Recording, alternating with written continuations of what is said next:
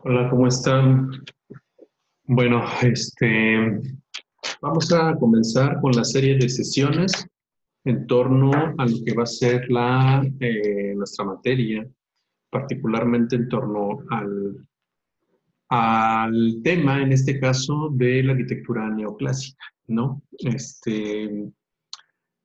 Como ya les había yo comentado, voy a estar subiendo una serie de videos de clases pregrabadas en Classroom para que ustedes las puedan ver y de alguna manera puedan volver a ver las veces que sean necesarias, ¿no? Obviamente en función de la comprensión de cada tema. Parte de lo que vamos a ver ahorita en esta primera sesión tiene que ver con las lecturas que ya, bueno, en este caso con los videos que ya les encargué. Por ahí también ya hay una siguiente lectura que a su vez va a ser, digamos, que el preámbulo del siguiente video. Y así vamos a ir trabajando, ¿no? Yo les doy una serie de lecturas o videos previos a una sesión para que cuando ustedes ya vean esa sesión, pues de alguna manera ya conozcan parte de lo que yo estoy platicando y no entren en blanco. Así es como vamos a estar trabajando prácticamente todo el semestre, ¿no? Pero bueno. Entonces, para ya no dar mayor preámbulo, pues vamos a comenzar, ¿no? Primero que nada, comenzar con un contexto general de lo que viene siendo la historia y la evolución de la arquitectura a partir de, en este caso, de un periodo clásico de Grecia y Roma, ¿no? De un primer periodo. No quiere decir que de ahí inicie la arquitectura, pero bueno, para no alargarnos mucho, vamos a comenzar ahí, a partir de ese periodo clásico que primero se generó en Grecia y posteriormente en Roma, ¿no? Eh, Eso lo podemos ubicar en el número uno. Posteriormente llega 10 siglos, básicamente, de lo que es un siguiente periodo que tiene que ver con la Edad Media, ¿no? Ustedes ya de alguna manera debieron haber visto esta idea, este análisis de ese periodo, ¿no? Acabando la Edad Media, da comienzo a lo que tiene que ver con el Renacimiento, siglo XV, siglo XVI. Posteriormente, llegamos nuevamente a otro periodo que se enmarca en lo que tiene que ver con en la etapa del barroco y del rococó. Una vez terminado el rococó, se enmarca lo que tiene que ver con el neoclásico, que de alguna manera es este periodo que vamos a estar revisando. Finalmente, posterior al neoclásico, entra una etapa que tiene que ver con el movimiento romanticista o romántico, que de alguna manera también va a ser, lo estaremos tratando en esta primera unidad, en este primer tema que vamos a revisar, ¿no? Entonces, esa digamos que es la cronología de las grandes etapas en la arquitectura, de algunas de las grandes etapas de la época clásica en Grecia en el siglo VIII antes de Cristo, para que posteriormente llegue Roma. Eh, Después entramos a 10 siglos de oscurantismo, denominado así, en la Edad Media, y bueno, todos los periodos que ya les comenté, ¿no? Entonces vamos a centrarnos básicamente en lo que tiene que ver con la etapa neoclásica. Y en este sentido vamos a ver un preámbulo, un contexto, ¿no? Siempre para que podamos comprender un periodo, en este caso de la arquitectura, es importante que nos adentremos a qué es lo que estaba sucediendo en ese momento y qué es lo que venía sucediendo antes de ese movimiento, ¿no?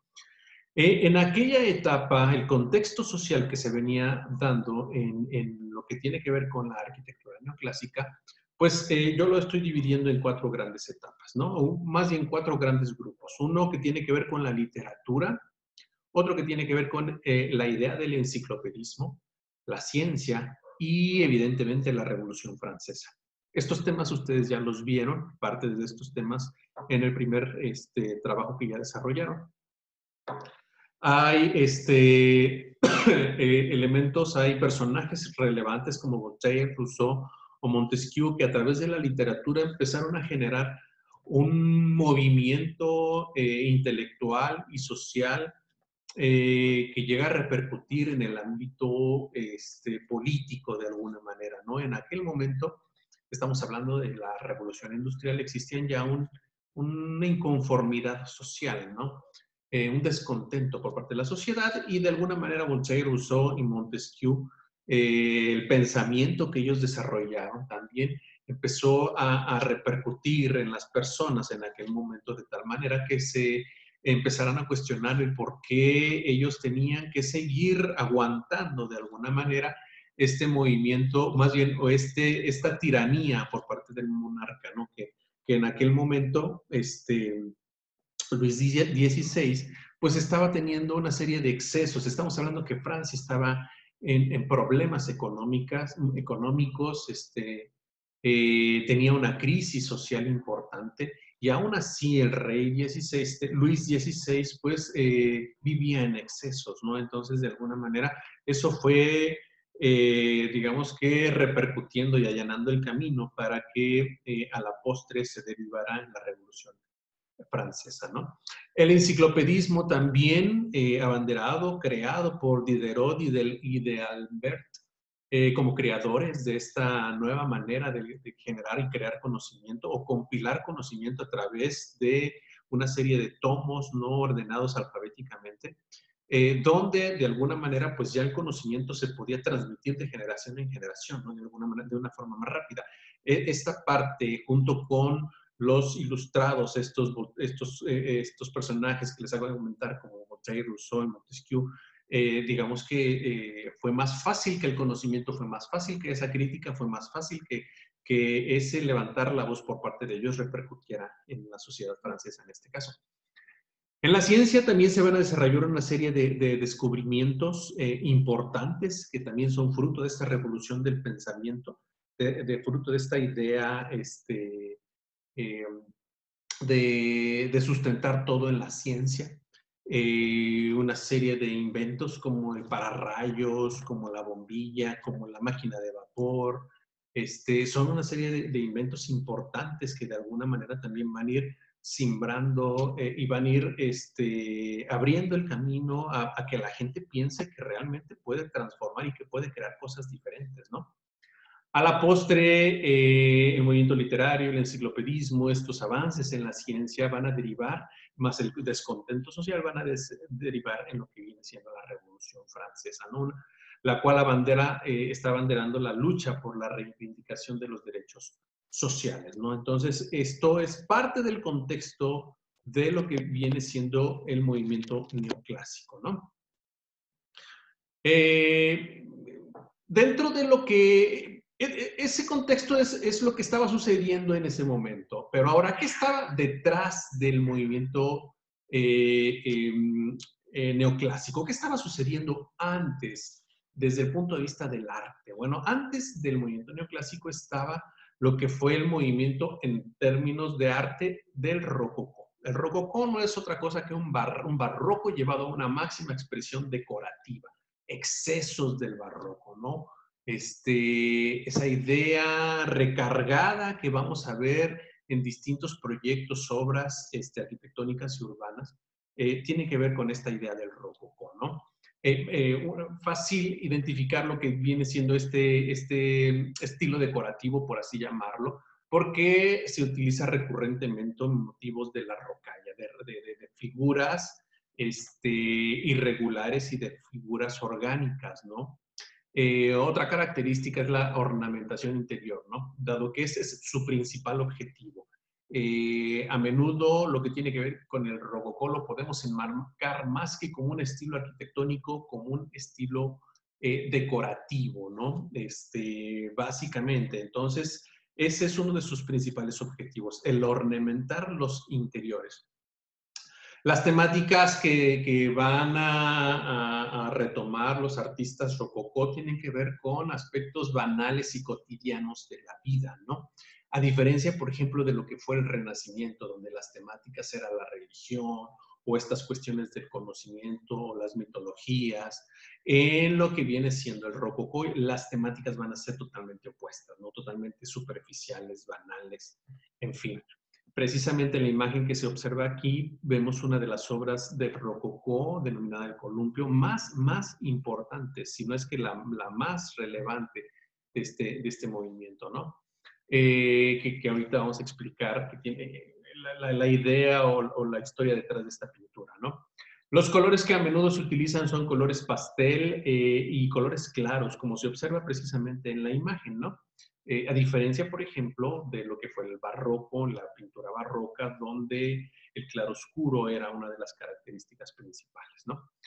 Bueno, para que ustedes conozcan un poquito más acerca de lo que eran las decoraciones del rococó, los interiores rococó, les voy a poner un extracto de la película de María Antonieta, una película reciente que acaba de salir, no tiene mucho.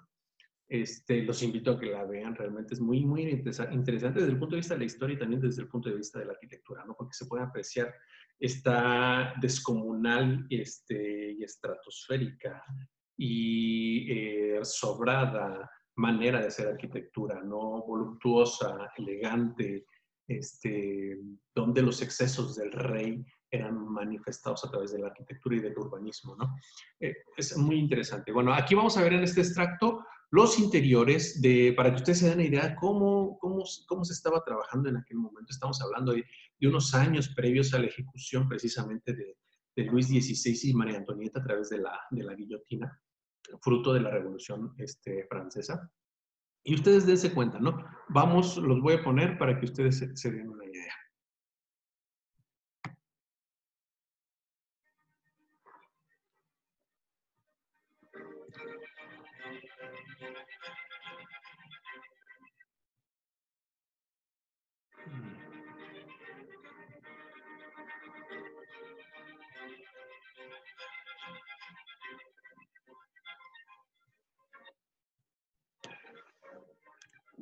Voy a tener que moverle un poquito porque ya no supe si no me salí.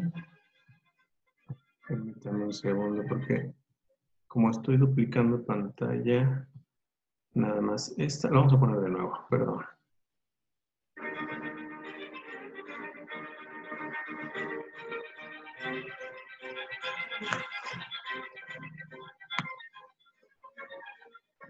Observen, ¿no? Todos los interiores. Y esta manera de hacer arquitectura, ¿no? Y esto realmente es muy apegado a lo que fue en ese momento la realidad. Una disculpa porque creo que por la calidad del internet se ve un poquito borrosa la imagen.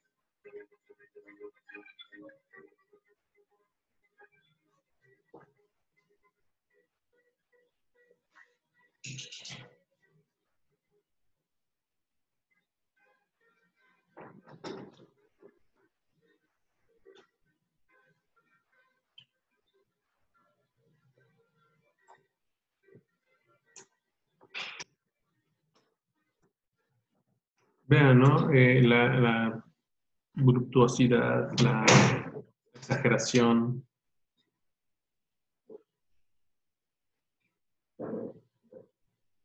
La elegancia.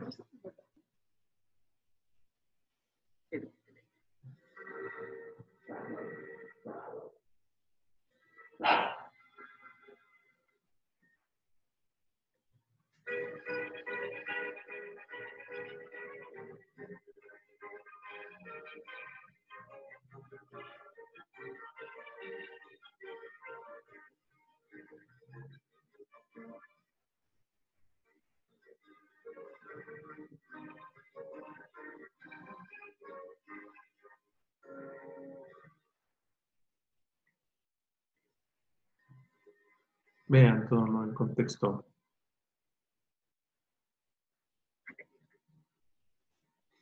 Bueno, es un video corto en realidad.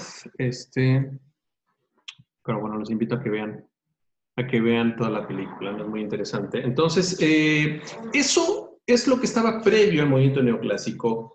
Este arte denominado rococó estaba muy relacionado, como ustedes lo ven, con los reyes, estaba muy relacionado con los excesos y con esas vidas banales, ¿no? Lo que va a representar, lo vamos a ver ahorita en una siguiente sesión, el arte y la arquitectura y el movimiento neoclásico es todo lo contrario a estos excesos, todo lo contrario a esta banalidad, todo lo contrario a estas maneras de ver la vida desde el punto de vista del arte, ¿no? Entonces, esto de alguna manera es para que conozcan lo que estaba antes del movimiento neoclásico, ¿no? Siguiendo con la siguiente diapositiva, primero vimos entonces, digamos que ese recorrido, ¿no? En el tiempo. Después, ese contexto social, ¿no? Posteriormente, lo que estaba previo al movimiento neoclásico, y ahora vemos una etapa muy importante, abanderada por Immanuel Kant. Le he titulado yo el giro copernicano, que de alguna manera tiene que ver mucho con esta manera de reformular una visión de la ciencia y de la vida a partir de Kant. Voy a ponerles igual un pequeño video que de alguna manera es muy significativo. Es muy chusco el video, es muy cortito, es muy chusco, pero que también tiene que ver mucho con esta idea que quiero comentarles, ¿no?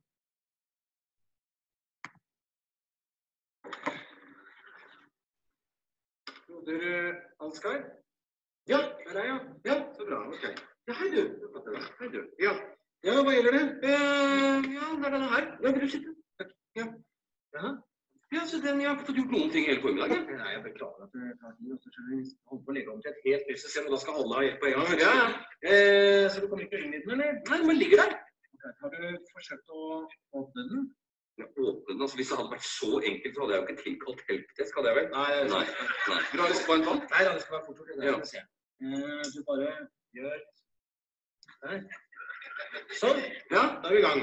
Ja, altså så langt kom jeg også. Ok. Men så stoppet det opp, og så var jeg redd for at noe av teksten skulle forsvinne, så jeg turte ikke å gå videre. Åja, ok. Nei, men du skjønner at inni her, så ligger det kanskje flere hundre sider med lagret tekst. Så kommer vi videre, så tar du tak i et ark på den måten her, og så blar du over på neste side sånn. Da fortsetter teksten der. Jeg blar, altså. Du blar, ja. Men når jeg skal tilbake da? Ja, da bare blar du tilbake igjen. Tar tak der, og så der. Så er du tilbake til den teksten du hadde sagt. Ok, så den slutter der, og så fortsetter den der, ja. Ok, men når jeg skal avslutte for dagen, hva gjør da? Da bare slår du sammen permene, ja, på den måten der. Sånn. Da lukket der, ligger alt lagret inni der. Altså, jeg risikerer ikke å miste noe av teksten her nå. Nei, alt ligger lagret inni her nå, i tilfelle setter fyr på, eller ja, det er kanskje litt sannsynlig. Ja, ok. Nei, for det er noe med det at når du har holdt på med skriftruller, så tar det litt tid å konvertere til å bla i en bøk. Ja, ok. Bra gjort? Ja, men før det går, så må jeg gå gjennom en gang til. Altså, jeg åpner sånn, og så, hva du kaller det? Blar. Jeg blar. Blar frem og tilbake. Og når jeg er ferdig, så bare lukker jeg den. Flott. Kjempefint. Ja, men du, ikke sant? Nå er den sånn igjen, nå får jeg ikke åpnet den. Du har feil side. Du åpner fra andre siden. Så det er ikke likegyldig, det er sånn? Åpner fra den siden der. Sånn. Der nå. Ja vel. Har du lest manualen, eller? Manualen? Jeg skal følge med som manualen som brukerveiledning. Å ja, den ja! Ja, men ikke sant, det er det samme problemet. Får det ikke opp.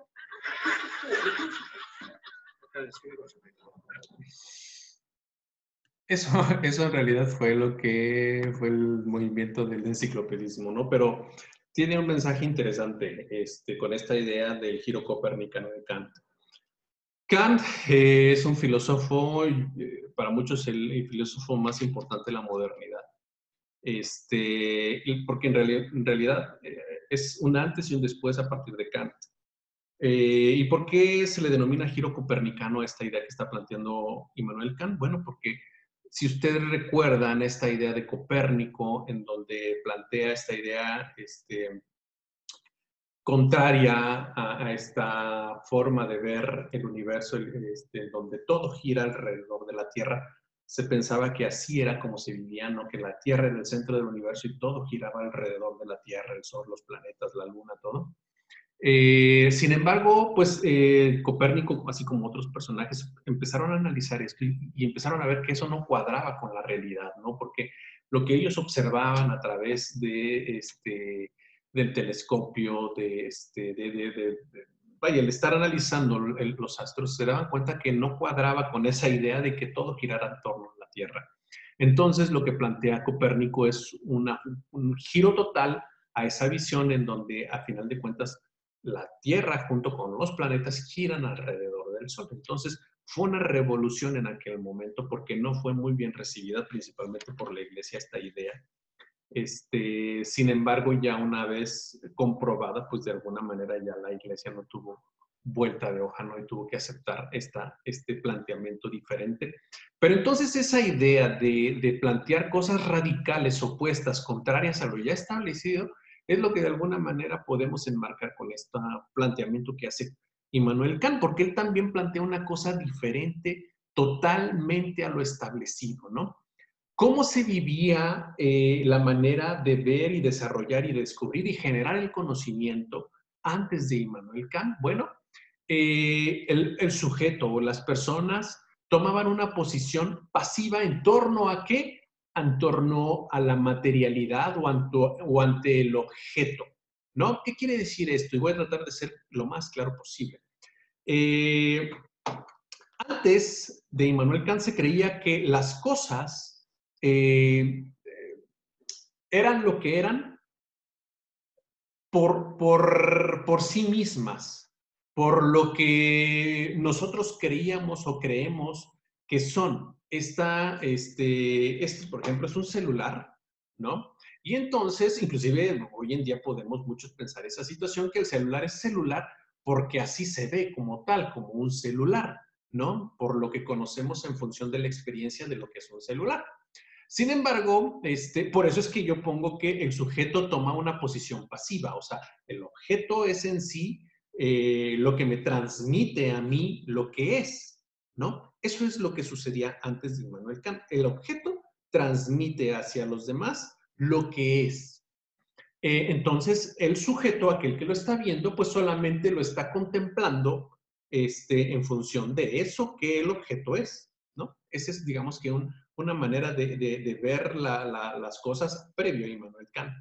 El objeto entonces determinaba las condiciones del conocimiento. O sea, el objeto a mí me transmitía el conocimiento en función de lo que era, ¿no? Este es negro, tiene esta medida, tiene una pantalla de cristal. Entonces, el objeto a mí me transmite el conocimiento en sí. El conocimiento, podemos decir que a priori ya existe en este objeto, ¿no? Así es como se veían las cosas, ¿no? La realidad de este objeto, pues de alguna manera es la misma para todos. Esa era la manera de ver las cosas antes de Immanuel Kant. Sin embargo, esa manera de ver las cosas a Immanuel Kant pues no le satisface mucho.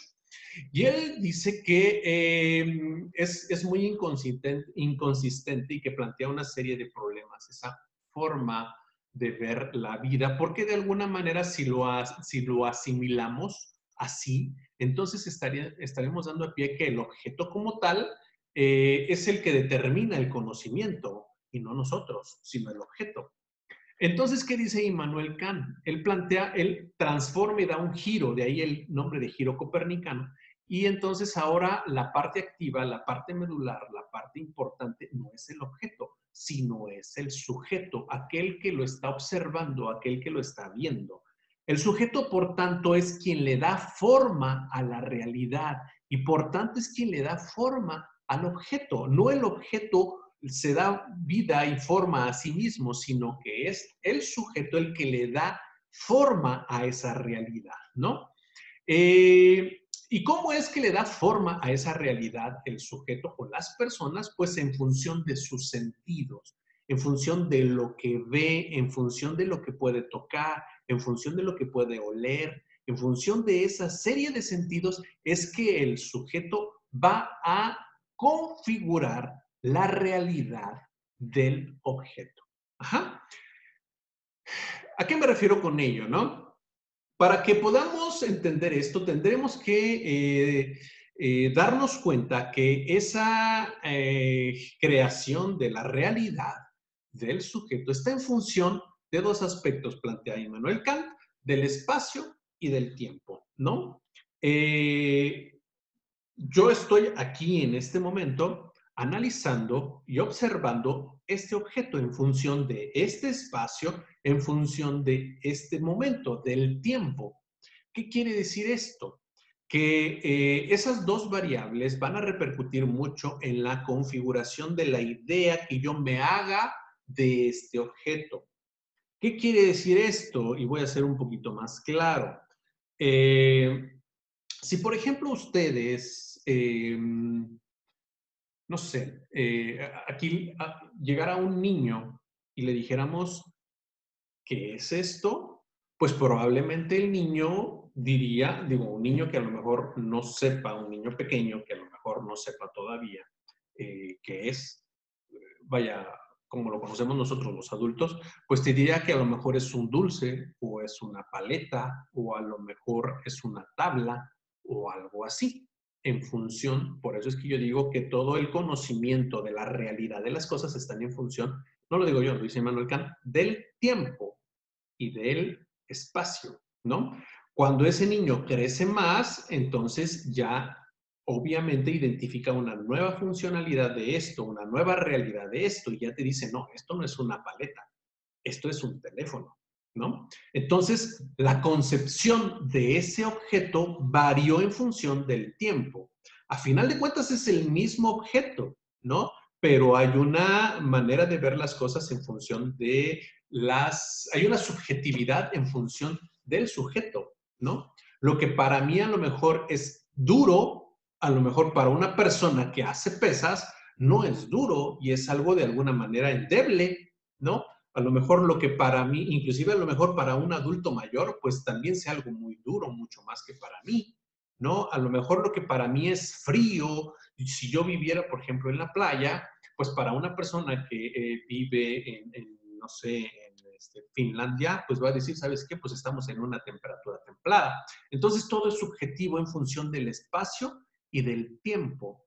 Por eso es que en sí la realidad de lo que es esto no está en función de esto, está en función del sujeto, está en función de lo que observa a través de los sentidos, ¿no? Por tanto, es que podemos decir que para poder determinar en sí cuál es la realidad de algo, la realidad hay que determinarla, no nada más hay que verla, hay que determinarla.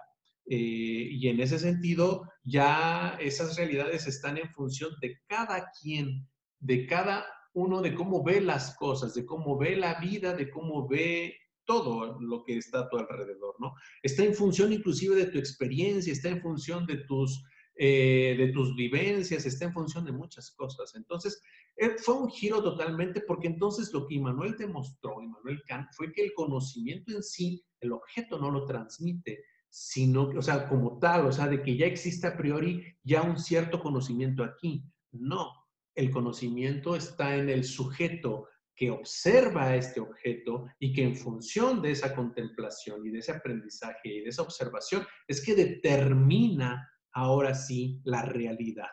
Entonces, quien determina la realidad no es el objeto, es el sujeto. Y eso es una concepción distinta. ¿Por qué es importante Immanuel Kant? Porque Immanuel Kant, de alguna manera, con esta manera revolucionaria de ver las cosas y la vida, dio un giro total a la vida, ¿no? ¿A qué me refiero con un giro total? Él se dio cuenta, o él más bien todas las demás personas alrededor de él se dieron cuenta que la ciencia entonces está en función de las personas y las personas son las que pueden tomar las decisiones en función de lo que perciban, en función de lo que aspiren, en función de sus necesidades y lo que quieran.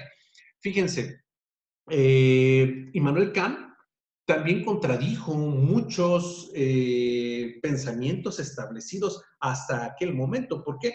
Porque de alguna manera, en aquel momento, a aquellas cosas que de alguna manera pues no podían darle una respuesta certera, se decía que funcionaban o se generaban o las veíamos gracias a una situación divina, gracias a un poder divino, gracias a Dios, ¿no? Y que de alguna manera si las cosas eran así, eran porque Dios así lo quería. Entonces Immanuel Kant dijo, no, espérenme, La realidad no es una realidad de las cosas, es una realidad marcada por las personas, por el observador, por el sujeto. Y entonces el sujeto no requiere absolutamente nada de